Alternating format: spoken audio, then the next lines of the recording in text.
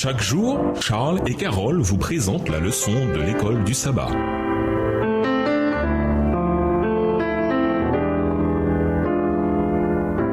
Bienvenue dans votre émission Dieu nous parle. Nous voilà à la leçon 8. Jésus dans les écrits de Pierre. Étude de la semaine, 1 Pierre 1, les versets 18 et 19, Colossiens 1, versets 13 et 14, Ésaïe 53, les versets 1 à 12, Jean 11, verset 25, Somme 18, verset 50 et 2 Pierre 1, verset 1. Verset à mémoriser. Il a lui-même porté nos péchés en son corps sur le bois afin que, morts au péché, nous vivions pour la justice. Et c'est par ses meurtrissures que vous avez été guéris. 1 Pierre 2, le verset 24. À ce stade de notre étude de 1 Pierre, il apparaît désormais clairement que quel que soit le contexte et les conditions spécifiques qu'il aborde, Pierre se concentrait sur Jésus.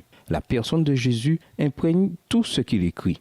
C'est le fil conducteur qui parcourt toute la lettre. Dès la première ligne, où Pierre déclare qu'il est apôtre, envoyé de Jésus-Christ, jusqu'à la dernière, où il décrit « Paix à vous tous qui êtes dans le Christ », 1 Pierre 5, verset 14, Jésus est son thème clé.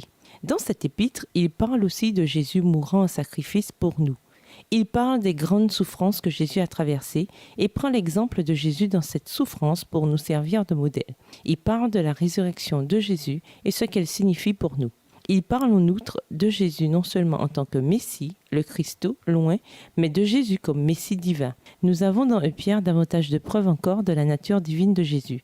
Il était Dieu lui-même, il a pris la nature humaine, il a vécu et il est mort pour que nous puissions avoir l'espérance et la promesse de la vie éternelle. Cette semaine, nous reviendrons un peu en arrière dans 1 Pierre pour examiner de plus près ce que l'épître révèle sur Jésus. Et nous vous laissons avec la réflexion du jour. Jésus fut non seulement crucifié, mais aussi obligé de porter l'instrument de torture sur lequel il serait bientôt cloué. Au revoir. Et à demain si Dieu veut.